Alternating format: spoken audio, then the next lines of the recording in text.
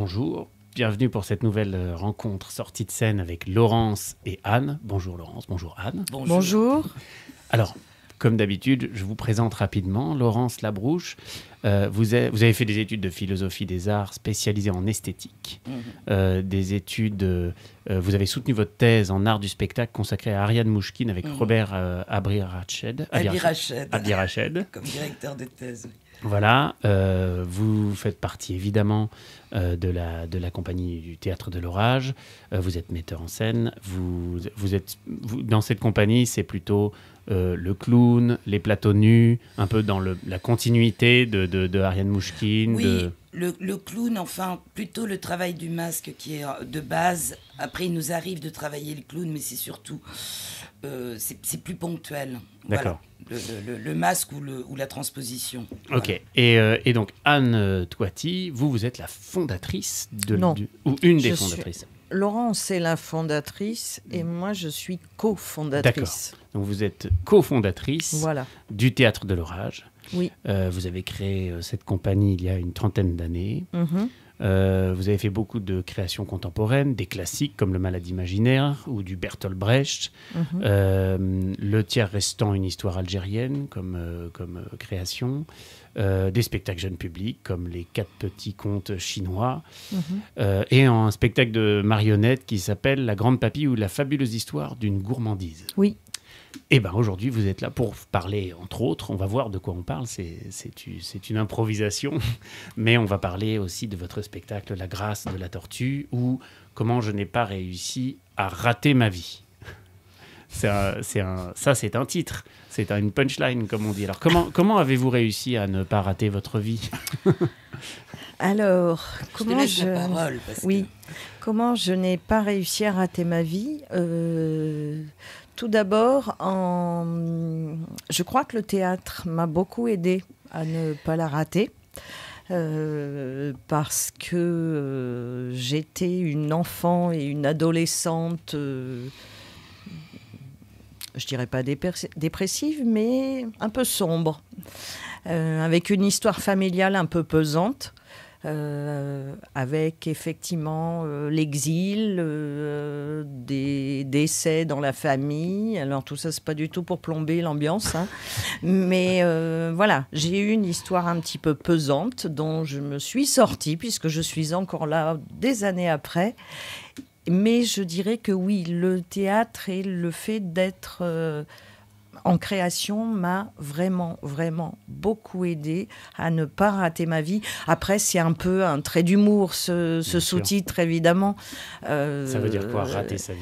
Voilà, d'abord déjà, qu'est-ce que ça veut dire rater sa vie ? Et puis tout ça pour dire que peut-être ma personnalité voulait vraiment rater sa vie, mais qu'elle n'y est pas arrivée. Oui, peut-être. Voilà. Il faut, excuse-moi. Vas-y. Il faut une petite précision concernant le spectacle parce que Anne se permet de parler d'elle-même parce que le spectacle est une autofiction théâtrale et une comédie autour de son parcours en fait. Voilà. Oui, effectivement. Alors, c'est pas un truc très narcissique, hein, parce que Anne n'est pas le Mahatma Gandhi, donc elle a une vie simple, assez comparable à celle de tout le monde et n'importe qui, avec ses particularités. Et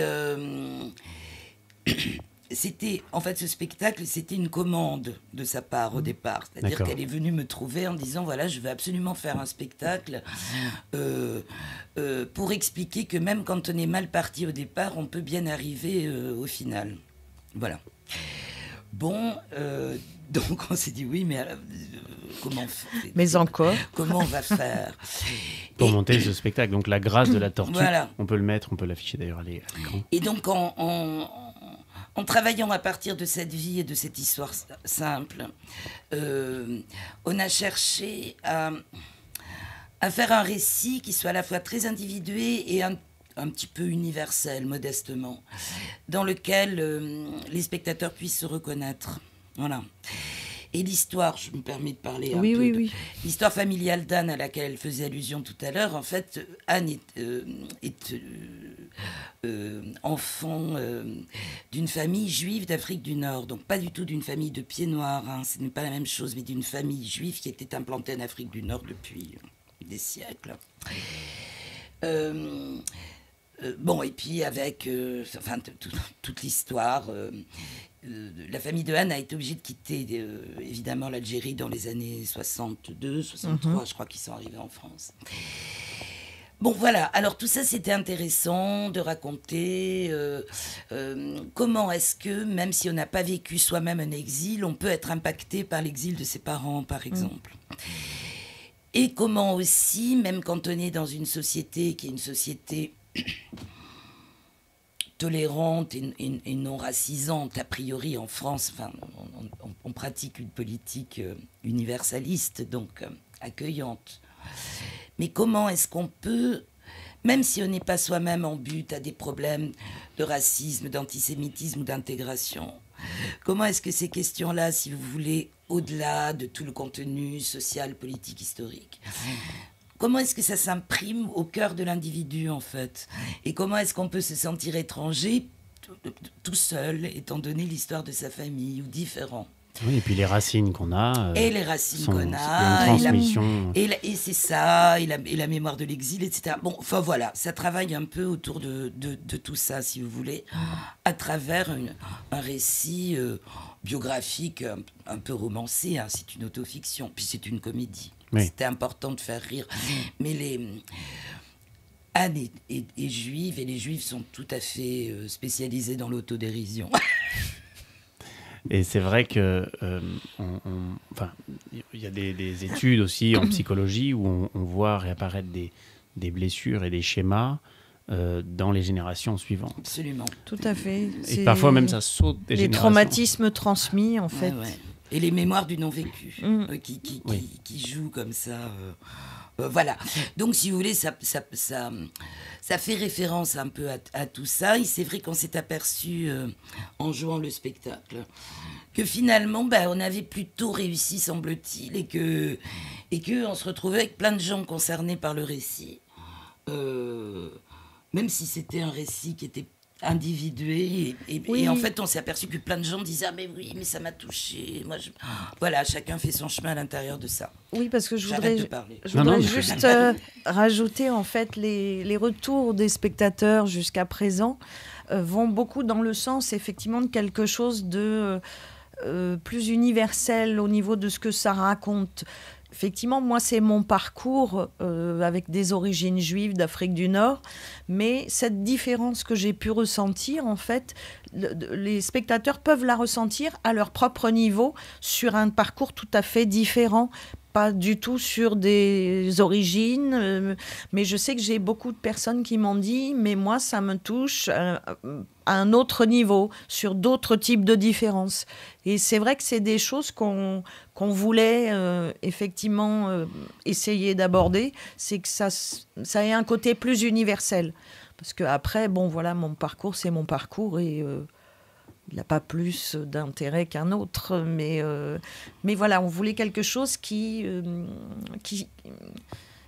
fasse écho à quelque chose de plus universel dans le public, chez le public, oui. Je vous propose qu'on jette un œil, on s'est parlé au début sur le teaser de ce spectacle, pour avoir des images en tête, pour continuer à en parler. Tout à fait. On peut mettre ça sur l'écran.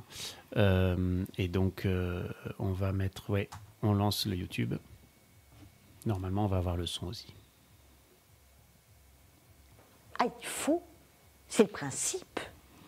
Ça m'embête, votre principe, là, s'allonger comme ça chez les gens qu'on ne connaît pas. C'est gênant. Et puis c'est très mal élevé, en plus. Non, je ne vais pas m'allonger comme ça, direct. Je veux bien m'asseoir, mais pas m'allonger. Enfin, par quoi je commence ? Je dois parler de moi, de mon passé, de mon présent, de ma famille. Comment ça se passe quand on se fait suivre par un psychanalyste ? Ah, on vient, on s'installe, on parle et c'est tout. Mais de quoi on parle ? Non, maman, je te le dirai pas quand je parlerai de la famille. Et je te le dirai pas non plus quand je parlerai de quand j'étais petite. Ah, mon Dieu, qu'elle m'a rajeuni de 10 ans et son père de 20. Il est plus menuisier à la retraite, il est entrepreneur en mobilier et accessoires de style. Quel style? On ne sait pas. Et moi, je suis secrétaire de direction. Elle a fait le métier qu'elle souhaitait faire, hein. Ouais, bon, allez, c'est pas Catherine Deneuve, hein, non plus. Oh, qu'est-ce que j'ai pas les castings. Ah, la file de droite. Bon, c'est pour faire quoi? C'est pour faire des juifs. Mais qu'est-ce qui vous fait croire que je suis juive? Regarde et constate. Ouais, c'est ça. Constate le désastre. Je disais que je suis seule, voilà. Enfin, j'ai pas d'amoureux, quoi. Et puis attends, hein, seul un jour, seul toujours, hein. Gaëtan, j'ai 40 ans. Et si on faisait un enfant? Ici, un tout petit qui prendrait pas de place. 40 ans, c'est pas 70 ans non plus. Et puis de toute façon, je serai suivie, je suis toujours suivie. Mais alors ça veut dire que après moi, ce sera fini? Ça veut dire qu'après moi, il n'y a plus rien, c'est le trou noir?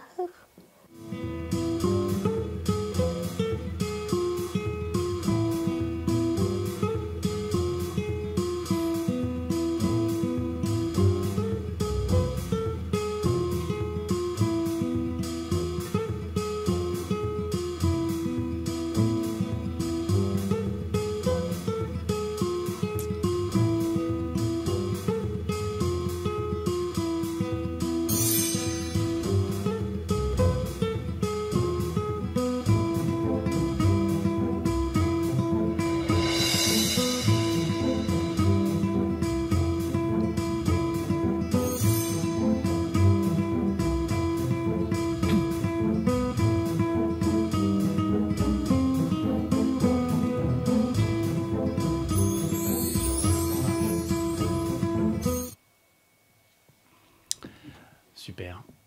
Et donc, ça a été donné où déjà? Alors, c'est une avant-première publique qui a eu lieu au théâtre Stéphane Gildas, qui est à Paris dans le 13e arrondissement. Et c'était il y a presque 2 ans maintenant, en avril 2023. Donc, ça a été créé à ce moment-là? Non, c'était une avant-première. Ça a été créé l'année dernière au théâtre Darius Milhaud.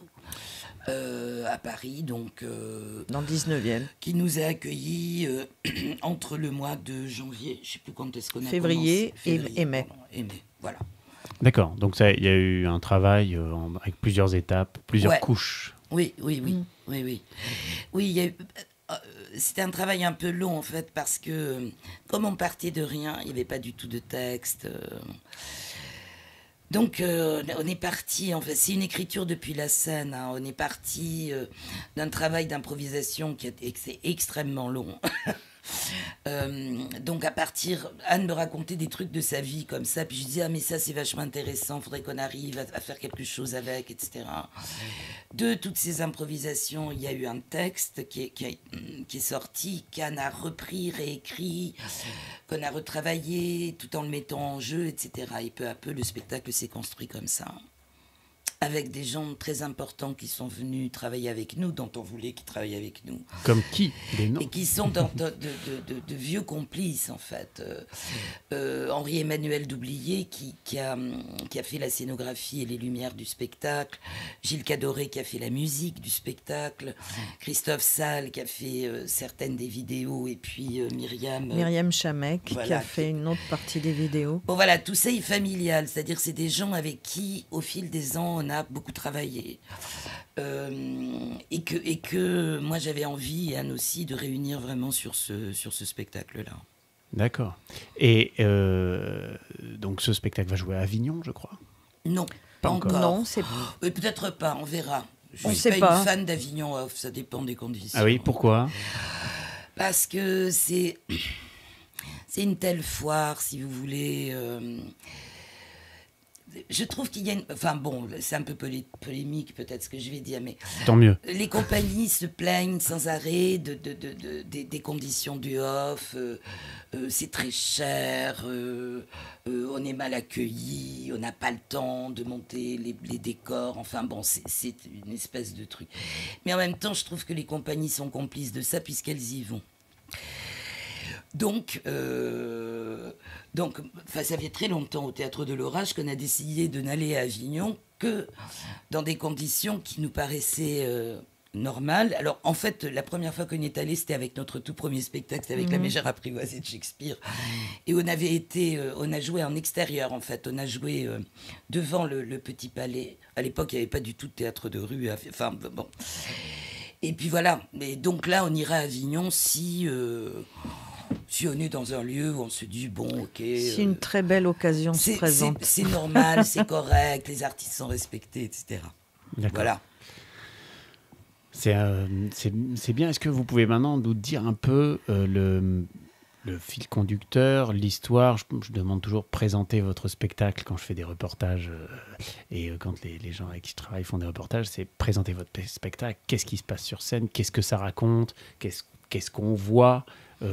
Presque, dites-nous tout ce qu'il faut savoir pour pas avoir à voir le spectacle. Tu commences. Bon, je commence et puis tu me reprends si j'oublie des choses.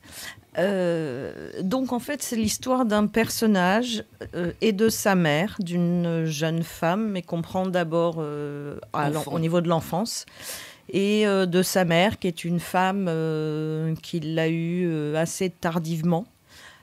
Effectivement, moi j'ai eu des parents un peu âgés, ce qui m'a posé souci d'ailleurs. Personnellement. Qu'est-ce qui ne te pose pas souci, personnellement? Plein de choses me posent souci. Enfin, moins maintenant.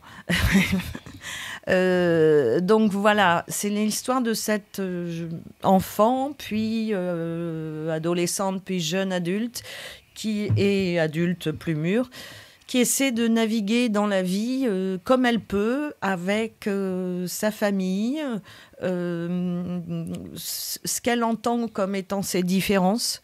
Effectivement, le spectacle, il aborde la différence en général, le déracinement, le rapport à l'identité, l'exil par le personnage de la mère. Cette mère, en fait, c'est une femme avec beaucoup de couleurs. C'est une femme qui a énormément d'humour, qui a beaucoup de blessures aussi, qui est une maman vraiment avec un grand M, qui fait tout pour ses enfants, pour sa famille, avec leurs petits moyens. J'ai eu effectivement des parents qui étaient vraiment dans ce rapport-là, à l'enfance, au bien-être, qui ont tout fait. Je parle au passé parce qu'ils ne sont plus là. Et ils ont vraiment tout fait pour leurs enfants, pour qu'ils vivent le mieux possible. Et donc ça raconte tout ça. Alors, vous incarnez les différents personnages, je présume. J'incarne les deux personnages. Le personnage qui me représente, qui est Tita, qui est pris en clown, mais là je te laisserai plus en parler sur le pourquoi en clown, et le personnage de la mère, donc qui est en personnage, et d'autres personnages, mais qui sont ce qu'on appelle en creux, c'est-à-dire ils sont évoqués, mais je ne les joue pas. Ils sont présents dans certaines scènes, comme le père, l'amoureux, des amis, le metteur en scène. Voilà, il y a des personnages qui sont présents, mais qui sont évoqués, voilà. Et il y a aussi le personnage de la psy qui est importante, parce que voilà, j'avais envie aussi, et donc c'est ce que j'ai proposé à Laurence, effectivement, que il y a un espèce de fil conducteur aussi sur ce spectacle, mené un peu par le travail de psychothérapie que j'ai fait, que je continue toujours de faire d'ailleurs. Et donc voilà, j'avais envie aussi un petit peu de rigoler avec ça et c'est pas de parodier parce que c'est pas le mot, mais de m'amuser avec les séances de psychothérapie. Et ça c'est aussi un élément qui fait que les gens aussi se reconnaissent dans cette histoire, c'est qu'effectivement, il y a un certain nombre de gens pour qui ça parle, les séances de psy, quoi. Vous faites de la pub aux séances de psy ou... Non, pas du tout. Même si c'est mes études au départ, mais non, c'est quelque chose qui m'accompagne depuis très longtemps et je trouvais que c'était intéressant et drôle d'avoir ce petit fil conducteur, même si le personnage de la psy n'est pas... alors pareil, c'est un personnage qui est effectivement aussi évoqué, mais même s'il n'est pas non plus présent tout le temps, il y a peut-être 2-3 scènes qui évoquent la psychothérapie. D'accord. Voilà. Je ne sais pas si je me suis un peu perdue. Non, c'est bien, c'est bien. On raconte l'histoire. Qu'est-ce qui manque Parce qu'on a parlé de lumière, de musique, comment la musique a été choisie, comment la lumière... Et peut-être aussi le rapport au clown. Pourquoi un personnage en clown? Alors, le choix du clown, d'abord, c'est parce que Anne aime beaucoup travailler cette forme-là. C'est ce qui est pas donné à tout le monde. C'est très particulier, les gens qui aiment travailler le clown. Ils sont assez rares finalement et qui y arrivent aussi, ils sont encore plus rares. Vous savez ce qu'on dit sur les bons clowns et les mauvais clowns? Non, qu'est-ce qu'on dit? Un mauvais clown, c'est un clown qui arrive en scène, il trébuche, il tombe, et tout le monde dit encore un clown qui arrive en scène, qui trébuche, qui tombe. Et un bon clown, c'est un clown qui arrive en scène, il trébuche, il tombe, et tout le monde éclate de rire. C'est vrai. Donc on a choisi cette forme-là. Bon, c'est une forme du clown qui est une forme théâtralisée, évidemment, c'est-à-dire qui est utilisée pour le théâtre. C'est pas le clown de cirque. C'est des formes qui ont été travaillées notamment au Théâtre du Soleil, pas que. Je crois que c'est Ariane Nouchkine qui dit que le nez de clown est le plus petit de tous les masques.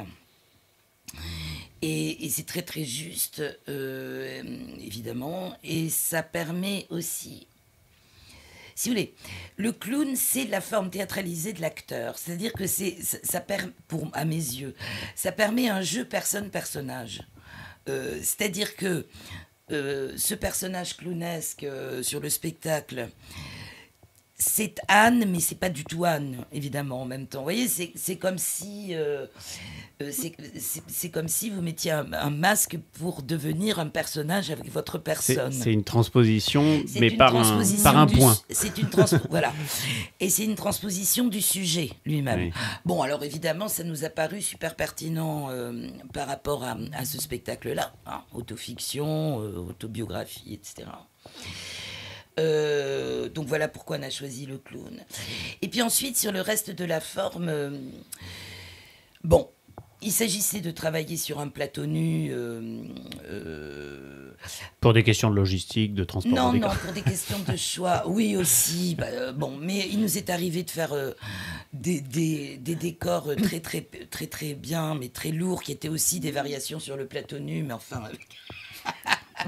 Enfin, d'une manière un peu plus voilà.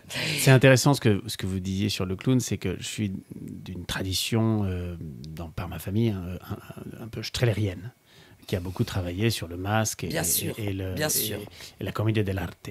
Et mon père avait travaillé avec Giorgio Strehler sur la trilogie de la villégiature et plein d'autres choses. La comédie française que j'ai vue enfant. Mon père était son assistant à ce moment-là. Il y a plein d'anecdotes d'ailleurs très intéressantes à ce sujet. Et ce que vous disiez de Ariane Nouchkine qui parlait le nez de clown étant le plus petit masque, c'est une idée qui me vient comme ça, mais dans Harlequin, serviteur de 2 mètres. 2 mètres. Harlequin, serviteur de 2 mètres.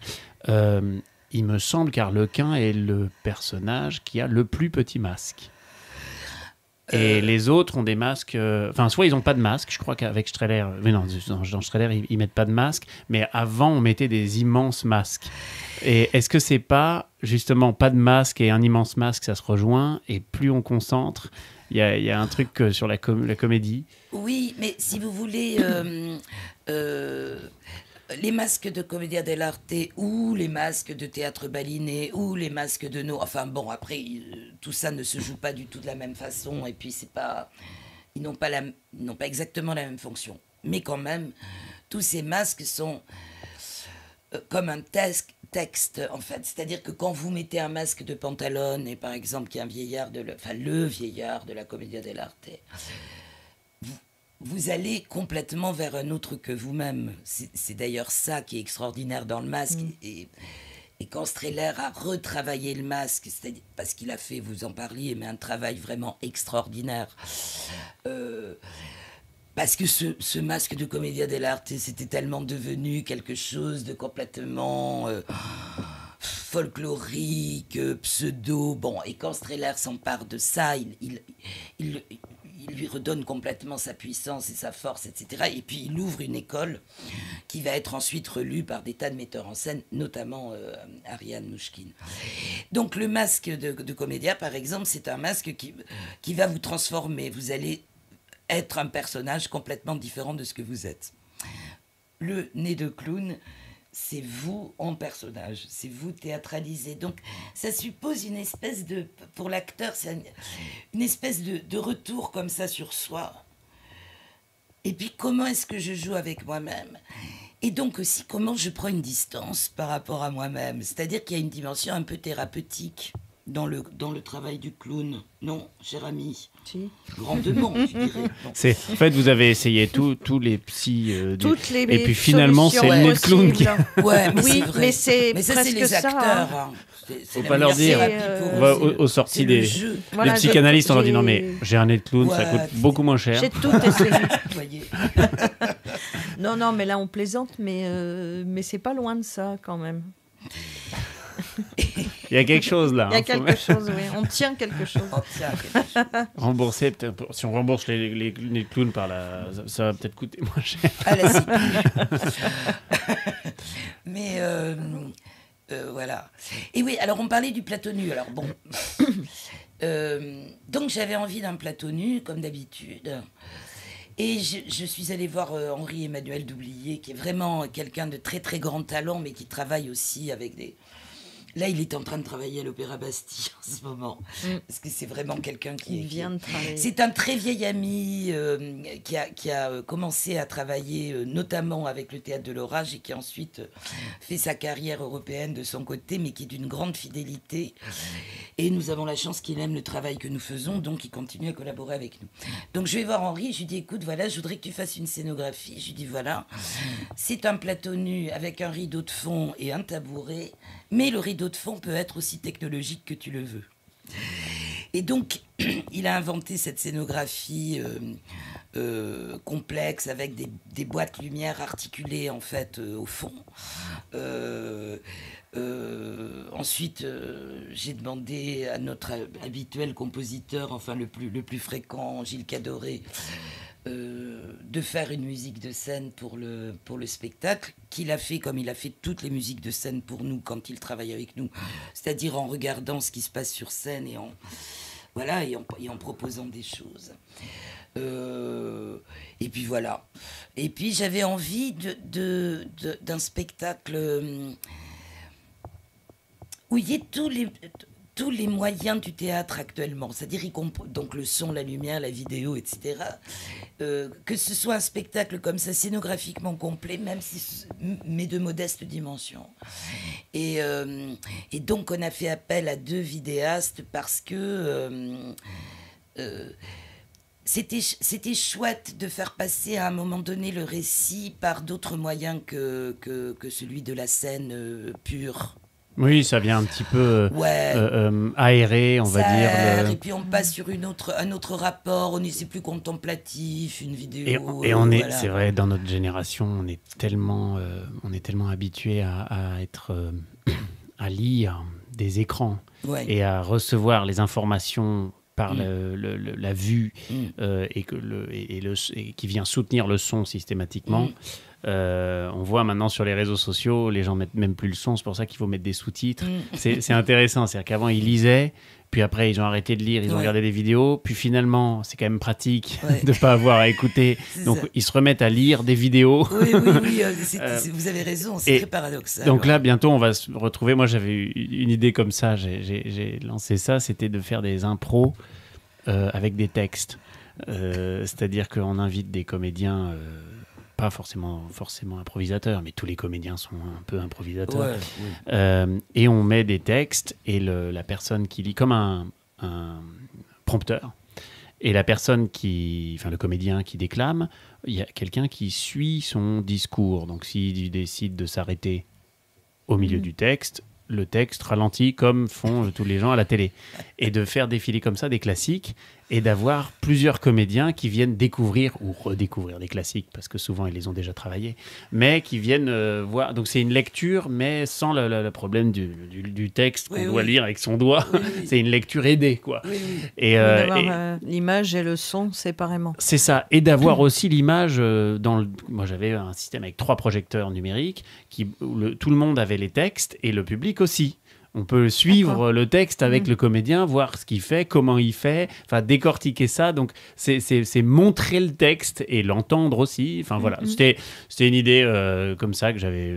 On le redéveloppera peut-être, mais de faire de l'impro et en même temps du texte. Donc vous utilisez les images, évidemment. Aujourd'hui, c'est devenu avec une certaine parcimonie quand même, parce que justement, il y a une telle mode vous avez raison de souligner ça.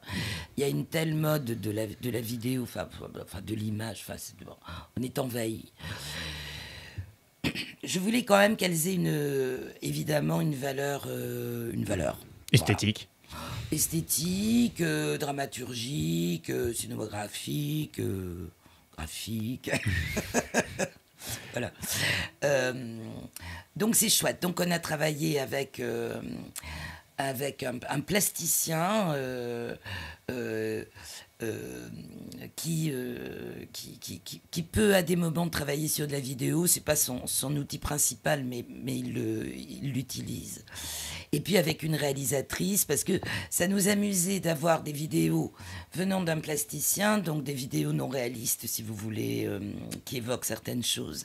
Et puis à un moment donné, de sortir complètement de ça et d'avoir une vidéo très cinématographique, mais où on voit les personnages du spectacle, mais dans la vraie vie, c'est-à-dire dans la vraie vie, dans un cadre réel. Oui. Voilà. D'accord. Et donc vous avez tourné ces images. La scène et voilà. Bon, enfin voilà, c'était rigolo. On s'est bien amusé à faire tout ça et à faire ce spectacle. C'était très amusant. C'était intéressant. Enfin, moi, j'ai trouvé beaucoup d'intérêt, je dois dire. Moi aussi. Ah bah c'est super. Donc vous êtes seul en scène. Oui. Et le spectacle dure 1h20. 1h20. D'accord. Voilà, Seul pendant 1h20, hein, faut tenir. C'est pour ça la vidéo aussi permet aussi des respirations, des choses comme ça. C'est une performance. Hein. Oui, pas beaucoup de respiration en fait, parce que la vidéo, la plupart du temps, elle se change très très vite. Elle profite de la vidéo pour se changer à des moments. Et c'est surtout une respiration pour le public. C'est pas tellement une respiration pour toi. Tu peux boire un coup d'eau. Voilà. C'est vrai que c'est un peu un marathon, mais bon, ça me... Non, mais les acteurs adorent être tout seuls en scène et performer comme ça. Oui, mais les acteurs plus ils sont aussi, tout seuls en scène, plus ils sont heureux. Non, mais ils aiment bien travailler avec d'autres aussi. Oui, on peut se renvoyer la balle. Non, mais après, voilà, c'est... oui, effectivement, on peut parler de performance d'une certaine manière, parce que ça oscille entre le personnage de Tita qui me représente et le personnage de la mère. Alors, il n'y a pas une alternance comme ça, une scène de la mère, une scène de Tita, mais il y a effectivement plusieurs changements qui sont... où voilà, il y a un timing assez serré et il ne faut pas qu'il y ait de faux pas, quoi. Donc, voilà. Donc voilà, vous êtes seul en scène dans ce spectacle, La Grâce de la Tortue. Pourquoi La Grâce de la Tortue ? Alors, quand on cherchait le titre, en fait, on cherchait un titre qui soit un peu comme... Alors, voilà, on faisait référence en cherchant, on avait cherché toutes les deux ensemble, on s'est fait un peu une espèce de brainstorming comme ça. Et c'est Laurence qui disait j'aimerais bien un titre un peu comme l'élégance du hérisson, c'est-à-dire avec des choses un petit peu contradictoires, entre guillemets. Alors après, on peut trouver qu'une tortue, c'est très gracieux ou pas.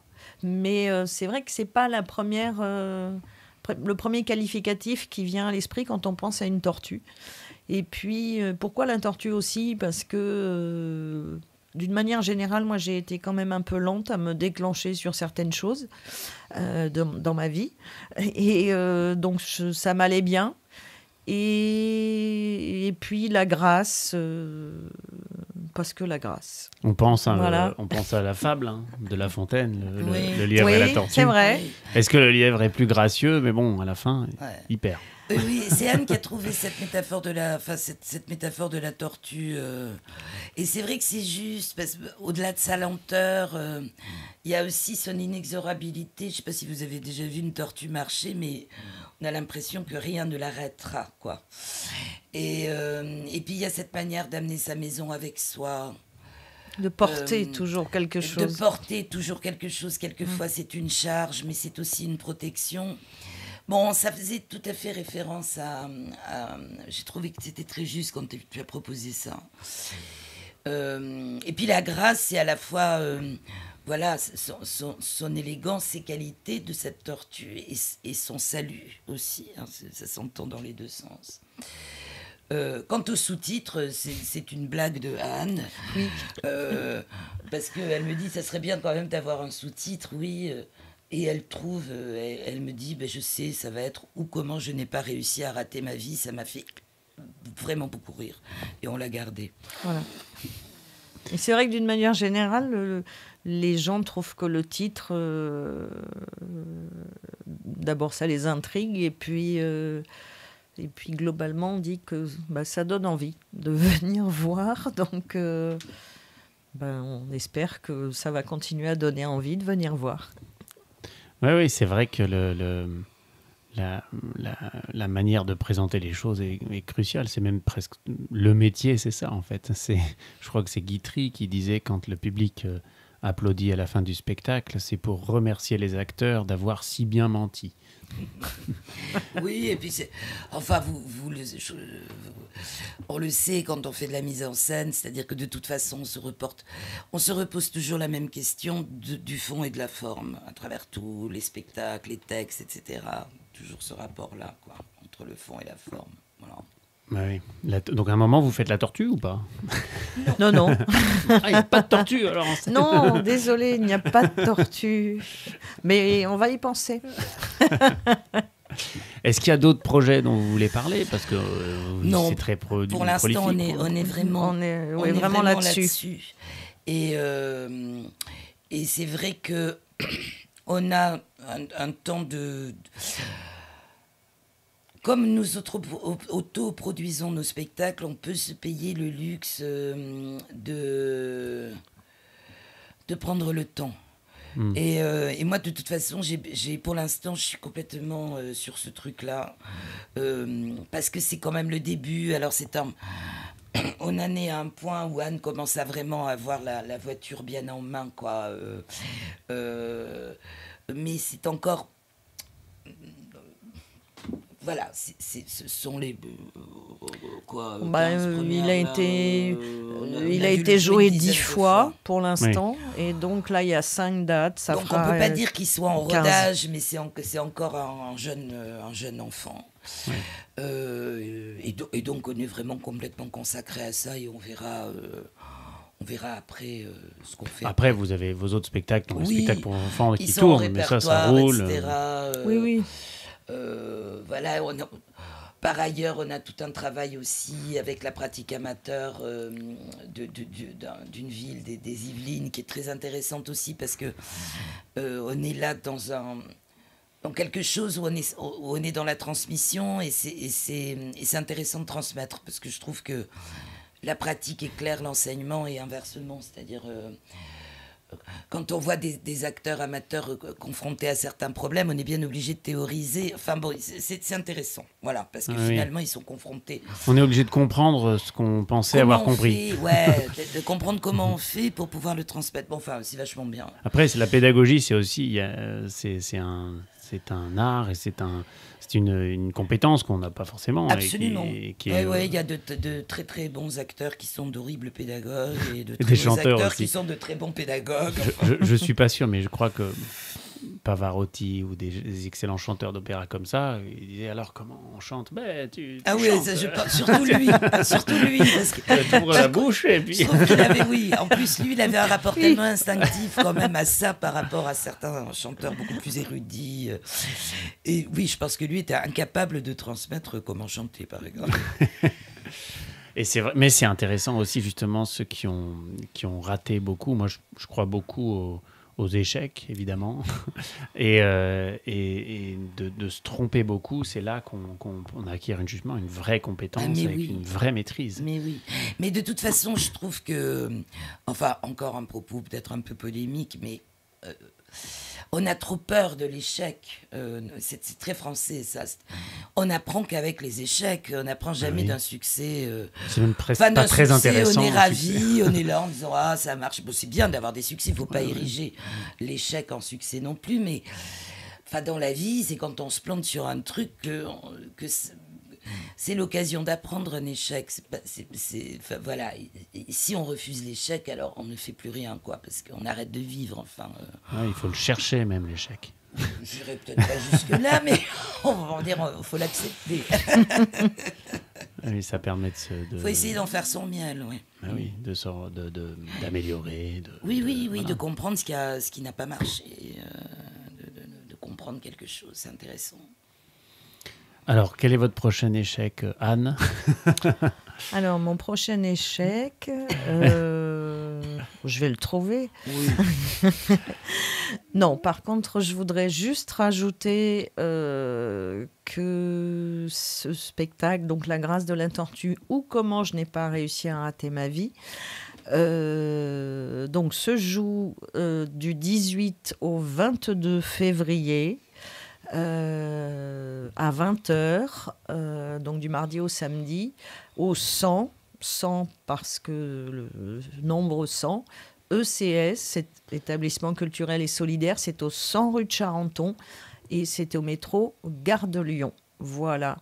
Et je voulais rajouter aussi que même si le spectacle il aborde des choses un petit peu sérieuses, comme effectivement on l'a cité, l'exil, les origines, etc., c'est fait aussi, comme l'a dit Laurence, sous une forme très... il y a beaucoup d'humour dans ce spectacle. Après, c'est difficile pour moi d'en parler parce que je le joue, donc...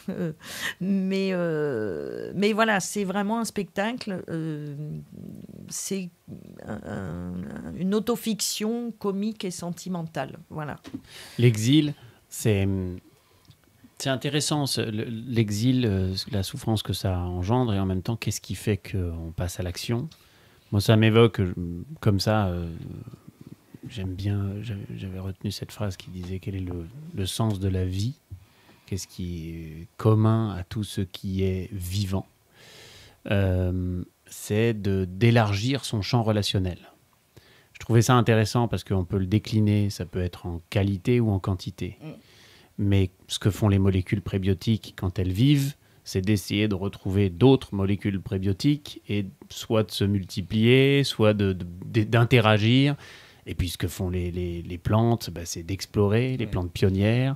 Les animaux, évidemment, c'est de bouger, de mettre en place des territoires et de les agrandir. Et puis les êtres humains ne dérogent pas à la règle. Et donc c'est en quantité. Et puis ça peut être aussi en qualité de relation. C'est pas forcément plus de relations, mais une relation de qualité. Donc l'art, évidemment, s'inscrit dans ça pour moi. C'est-à-dire qu'on cherche à être en relation avec le public autour d'un propos, d'un concept, d'une idée, d'un esthétique. Et donc l'exil, il y a ce côté enfin, il y a ce qui nous pousse à aller ailleurs, quoi, avec tout Aussi. ce que ça comporte de souffrance. Ouais, c'est ça aussi. Ouais, c'est ça.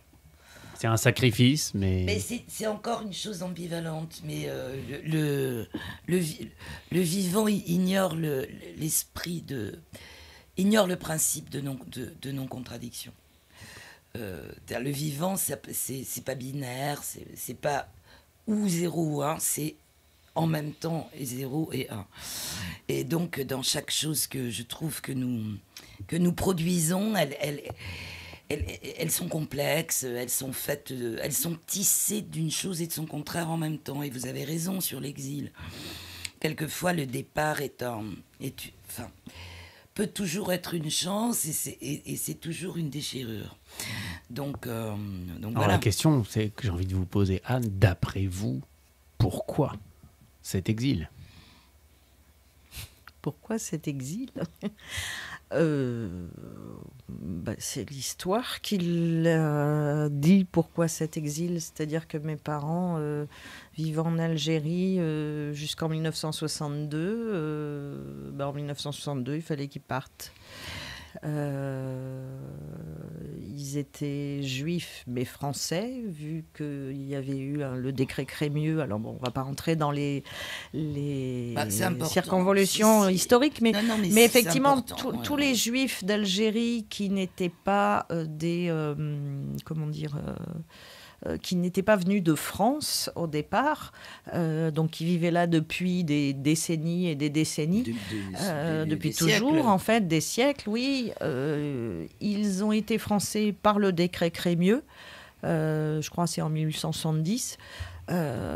Donc ils ont aussi perdu la nationalité française au moment de la guerre avec le régime de Vichy. Je sais que mon père a été déchu de sa nationalité. Ma mère, non, parce que son père était ancien combattant de la guerre précédente. Donc ma mère et ses frères n'ont pas été déchus de la nationalité, mais parce qu'il y avait cet élément-là. Mais effectivement, alors après on fait référence aux origines juives. Je sais que mes parents ont eu très peur aussi. Alors c'est incomparable avec ce que les gens ont vécu en France, hein, les juifs en France, mais effectivement il y a eu cette peur qui est allée aussi au-delà, et je crois que c'est en fait, moi je porte en moi alors c'est pas du tout pour vous faire pleurer dans les chaumières, hein, mais je porte en moi effectivement ces traumatismes d'une certaine manière transmis par le déracinement, mais aussi par les origines. Et effectivement, c'est des choses... moi, je sais que quand j'étais enfant, j'ai toujours entendu ma mère dire il ne faut pas dire ce qu'on est. Sous-entendu, il ne faut pas dire qu'on est juif. Même si je ne suis pas née dans une famille où c'était vraiment très... Enfin, voilà, mes parents faisaient les grandes fêtes, mais il n'y avait pas trop de prosélytisme. D'ailleurs, moi-même, je ne suis pas croyante.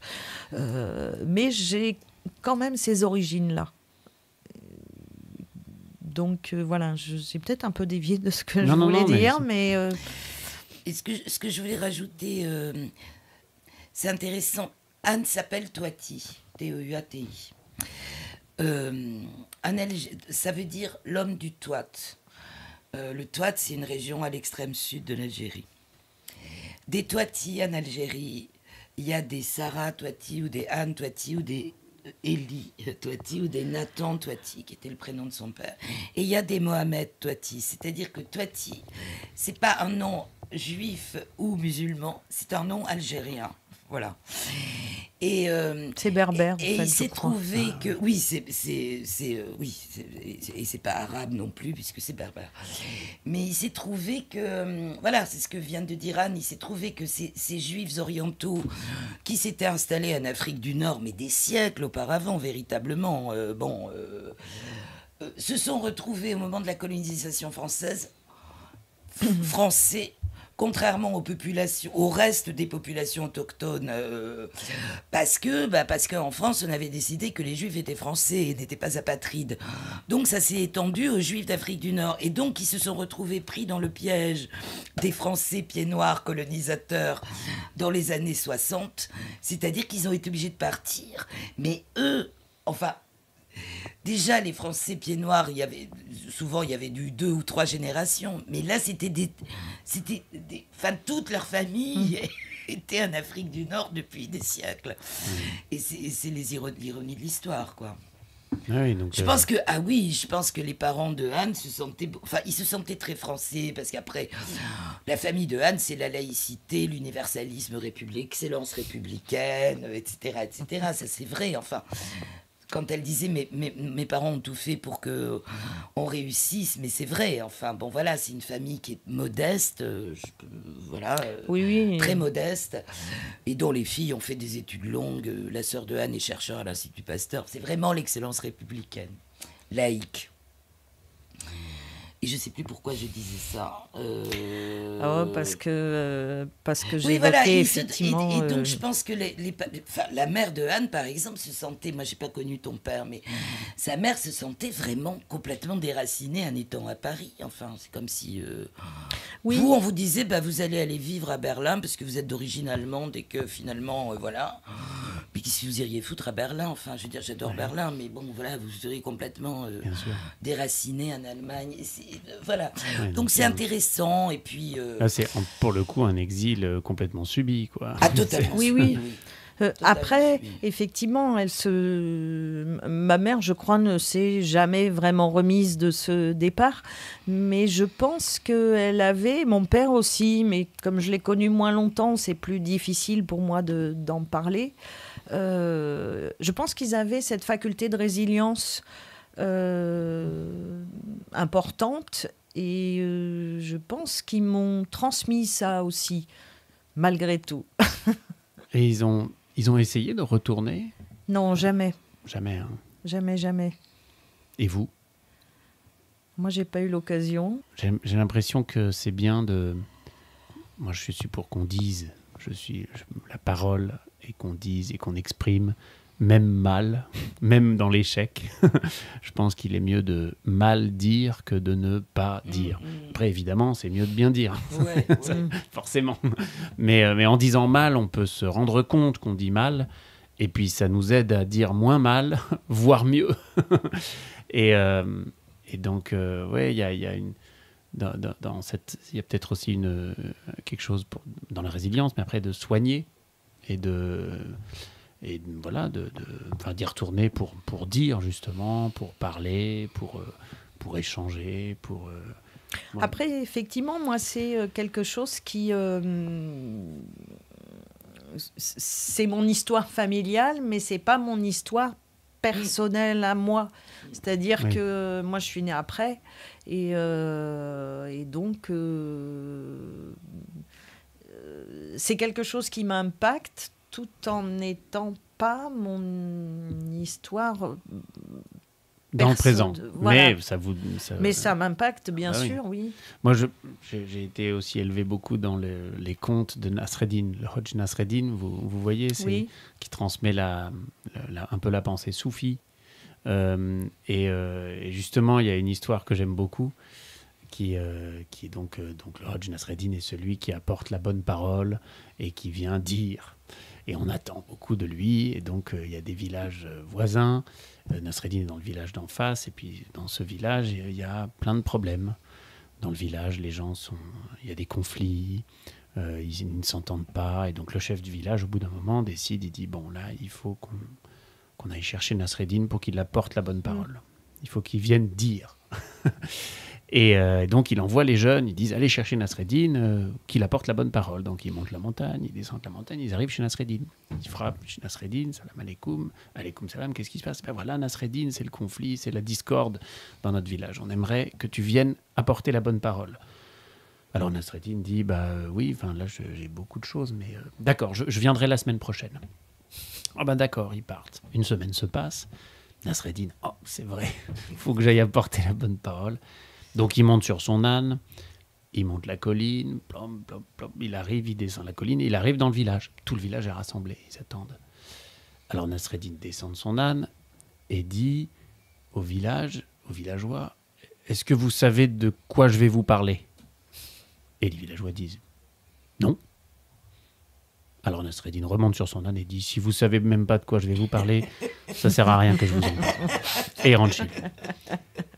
Et puis ça continue, les discordes, les conflits.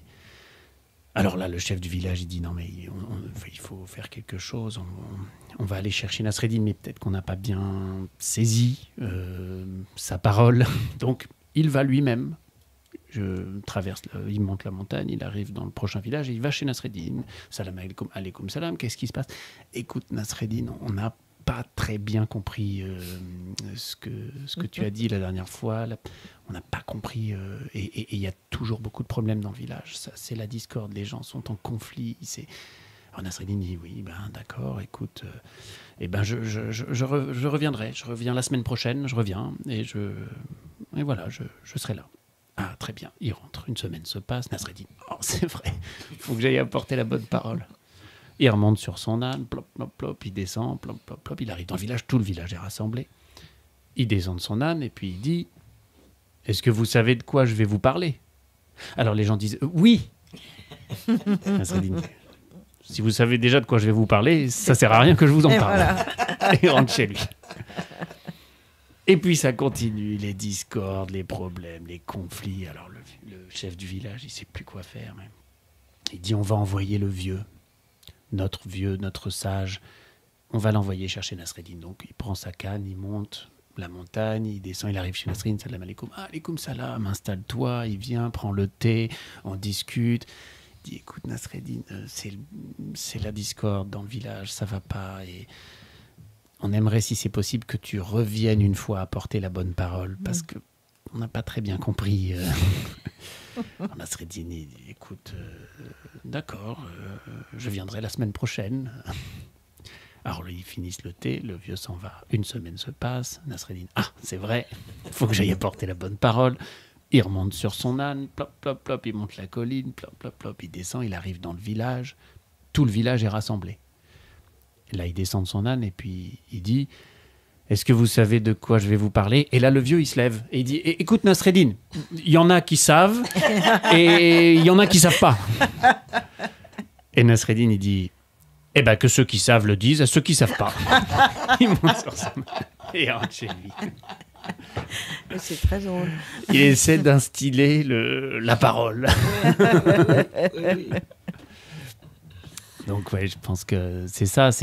Et pour moi, le spectacle vivant, il y a une fonction de Nasreddin. Oui, on doit dire, on doit... Oui, bien sûr. C'est une parole publique, hein, c'est ça, tout. Dans le micro, n'oublie pas. Ah oui, non, c'est une parole publique, avant tout. Donc voilà. Qu'est-ce qu'on pourrait... Ah, pardon, je suis en train de voir ce qu'on pourrait... finir, c'est vrai que La Grâce de la Tortue, on en a bien parlé. Oui. Donc, Anne, vous êtes la comédienne principale. Mm-hmm. Laurence, vous faites de la mise en scène. Vous êtes dans cette activité. Vous avez aussi d'autres activités à côté, comme est-ce que vous avez été non, écriture. Peu. C'est-à-dire que quand j'écris comme un metteur en scène, c'est-à-dire que je suis capable de faire des adaptations qui tiennent la route, par exemple. Je suis capable de porter un œil critique ou efficace sur un texte écrit par quelqu'un d'autre. Très efficace. Ouais, après, moi, je suis pas... l'écriture, c'est pas trop mon truc. Non, voilà, mon truc, c'était mettre en scène. Il s'est trouvé que, tout à fait par hasard, parce que dans la vie, ça se passe toujours par hasard, les choses importantes. J'ai été amenée à faire une mise en scène alors que j'étais extrêmement jeune. Et ça a été... J'ai trouvé ça tellement... intéressant, compliqué, voilà, que je me suis dit, je veux faire ça, vraiment, voilà. Mais en même temps, ce spectacle a été écrit aussi sur scène. Oui, c'est Oui. une écriture depuis la scène. Donc c'est pour ça, c'est de la mise en scène et c'est aussi une forme d'écriture. Ouais, c'est-à-dire que le rôle qu'on a, enfin, que j'avais moi, c'était d'essayer de comment te dire, d'orienter Anne dans le, enfin dans le, comment dirais-je, l'espèce de forêt de sa vie dont elle n'arrivait pas. Ce qui était normal parce qu'elle n'avait pas la distance suffisante pour prendre tel épisode plutôt que tel autre, etc. Donc c'est quand elle me racontait des trucs, je lui disais mais ça c'est vachement intéressant, etc. Tu vas improviser là-dessus, voilà. Donc si vous voulez, j'ai participé à l'écriture et à la conception évidemment. Mais Et je rajouterais aussi que tu as été aussi vraiment un peu quelqu'un qui m'a aiguillée aussi et qui a su dire aussi non mais ça on l'a déjà dit. Ça c'est plus intéressant là. L'œil extérieur, parce qu'en fait, quand on est dans voilà, le jus, c'est-à-dire qu'en ouais. fait, si on avait gardé la totalité de ce qui était écrit, le spectacle faisait à peu près 3-4 heures. Donc ce qui était bas mot, c'était impossible. ce qui n'était pas du tout le. Enfin, c'était impossible. C'était impossible. Puis c'était pas du tout l'objectif, oui. Donc effectivement, alors après, des fois, on bataillait un peu. Je dis oui, mais non, ça c'est important. Alors on se dit non, fais-moi confiance. Ça, on l'a déjà dit. C'est plus intéressant là. On va couper ça ou on va le mettre à un autre endroit. Et effectivement. Moi, je dirais que j'ai écrit le texte, mais il a été aussi, comment dire, j'ai aidé. Oui, voilà. Il a été taillé, quoi. Comme il y a l'arbre et puis il y a le... Oui, voilà. Mais ça, c'est vraiment le rôle du metteur en scène. Parce que même quand il y a un texte d'un auteur, c'est ce qu'on fait avec le jeu de l'acteur. L'acteur, c'est le... J'aime beaucoup cette expression d'Artaud qui disait « l'acteur, c'est celui qui acte ». Je trouve que c'est la meilleure définition qu'on puisse donner. L'acteur, c'est le premier producteur de jeu. Lui, il monte sur scène en répétition. Il produit des trucs. Il produit un personnage, des états, il fait des propositions comme ça. Et nous, notre rôle, c'est effectivement de saisir le petit bout quelquefois de fil pour tirer la pelote, quoi, en disant ça y est, ça c'est intéressant et je trouve ça intéressant et on va partir là-dessus. Donc par rapport au texte, c'est la même chose. C'est ça, pour le metteur en scène, pour moi, un metteur en scène doit aussi être un acteur. J'aime bien dire, un metteur en scène doit au moins être un mauvais acteur. Oui, non, mais c'est-à-dire qu'il faut comprendre. Ce qui n'est pas le cas de Laurence. Non, mais il faut comprendre ce que c'est que le jeu. Vous avez raison. C'est ça. Enfin, et donc sinon... j'avais sorti cette idée du spectateur. Oui. Mais qui est là et qui entre la scène et la salle et qui fait les allers-retours. Oui, et puis le dialogue avec les. Oui, voilà. Enfin, c'est collectif. Bon, enfin, de notre côté, il y a de très grands metteurs... Toute règle souffre ses exceptions. Il y a de très grands metteurs en scène qui ne sont pas du tout acteurs, mais qui sont des... Ils ont un autre moyen d'expression. Oui, c'est ça. Je pense à quelqu'un comme Robert Wilson, par exemple, où on n'est plus du tout... Enfin, on n'est pas tout à fait dans le théâtre, on est absolument dans le spectacle vivant, mais bon, voilà. Et là, ce spectacle vivant se développe avec les arts plastiques pour Horizon, avec Robert Wilson. Bon, enfin, on le sait, c'est un peu commun de le dire. Bon, enfin, voilà, bon, c'était... Et vous avez parlé du Théâtre No tout à l'heure. Il se trouve qu'on est parti... je suis parti faire tout un reportage sur le Théâtre No au Japon cet été. Et on a sorti des extraits. C'était de la formation par des grands maîtres. Et puis, ça a fini par une représentation. Mais alors, le Théâtre No... C'était très intéressant, la personne qui a fait toutes ses études à ce sujet, parce que je parle du Théâtre No, parce que dans Robert Wilson, on fait beaucoup référence, notamment dans le Puccini, Madame Butterfly, Butterfly, bien sûr, et c'est une référence totale avec tous les thèmes et la manière de faire du Théâtre No, et il en parlait d'une manière intéressante. Il disait ça n'existe pas autrement, c'est entre le sport, le spectacle, le théâtre, le gospel, la messe. C'est vraiment un melting pot de représentation spectaculaire, quoi, le théâtre No. Parce qu'il y a beaucoup de choses à connaître en tant que spectateur pardon, de No. Mais la première fois que j'ai vu un No, j'ai halluciné parce que c'est extrêmement conceptuel. Enfin, pour nous. Oui. La première fois qu'on voit un No, je sais pas l'effet que ça vous a fait, mais c'est incroyable. C'est totalement incroyable. Et ce qui était très intéressant, moi, c'est que j'ai pu percevoir la maîtrise, puisque j'avais c'était beaucoup d'Européens qui étaient venus étudier et qui le faisaient. Et il y avait parfois, je ne voyais pas, je me suis dit, ça a l'air bien. Et puis à certains moments, ça m'avait fait rire. Et c'était un moment où il ne fallait pas rire, parce qu'il y a un côté très sérieux. Ah ouais, c'est vachement sérieux. Et à un moment, ils se mettent à faire un truc, et moi, j'étais derrière ma caméra, et je me retiens de rire trop fort. Surtout, c'est comme dans les moments où il ne faut pas rire, c'est là où on veut rire le plus. C'est ça. Et donc, je me marre, parce que je trouvais ça très drôle. Et puis après, il y a le maître qui a refait cette partie-là.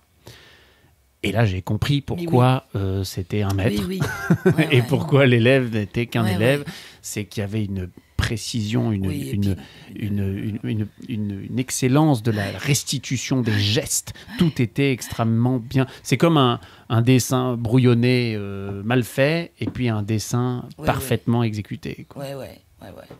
Et le No, ce qui est très frappant, c'est même l'énergie. La première fois que j'ai vu un No, c'était à Avignon. Parce que... donc ils avaient invité... Avignon, quand même, ça a des avantages. Hein. On voit du No. Non, mais j'adore le In d'Avignon. Et ils avaient invité... C'était dans le In ou dans le... C'était dans le In. Ils avaient invité une troupe japonaise de No. C'était la première fois que je voyais du No. Donc bon, et à un moment donné, l'acteur masqué, c'est-à-dire celui qui joue l'âme errante, ils font son entrée en scène avec les coups de pied. Enfin, c'est très, très ritualisé. Et il s'arrête comme ça en avant-scène. Et il bouge plus. Bon, il bouge plus. et véritablement, à un moment, cet acteur s'est mis à dégager une énergie telle, c'était fascinant. Enfin, mais ça, c'est les Japonais. Hein. Oui, ils ont obtenu une telle maîtrise. Mais justement, sur le pied, je me rappelle, ils apprenaient à taper au bon moment. Pour faire résonner le Shigakari. Là, j'ai des images, je peux vous montrer des images des répétitions de No que j'ai fait, mais on peut le mettre juste sur l'écran. Voilà, donc ça, c'était les élèves qui étudiaient. Déjà, il y a des femmes, normalement, c'est pas possible. Oui, on entend.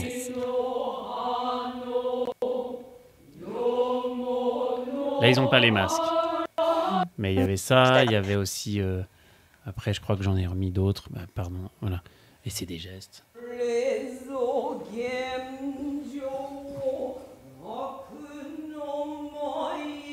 Ce qu'il faut savoir, c'est qu'ils font un travail, toutes ces deux troupes, américaines et françaises, très important, parce que si on ne fait pas attention, ça peut disparaître. Il y a 3 fois moins de performeurs de théâtre No au Japon en 10 ans. Et je crois que les derniers événements n'ont pas du tout aidé. Et il me semble crucial de perpétuer cette maîtrise. Oui, le No et le Kabuki, les deux d'ailleurs. Mais c'est vrai que ce sont des... Ouais, voilà. Après, c'est l'excellence japonaise. C'est-à-dire, c'est cette... qu'ils ont dans tous les arts, y compris les arts martiaux. C'est-à-dire cette manière de démarrer tout jeune, de rester vraiment uniquement... Dans cette recherche toute sa vie, enfin bon voilà. Oui, la maîtrise, comme Larsen du tir à l'arc. C'est ça. Et le temps très long, et on est dans une société où le temps long est... Enfin, plus personne n'a de patience en fait.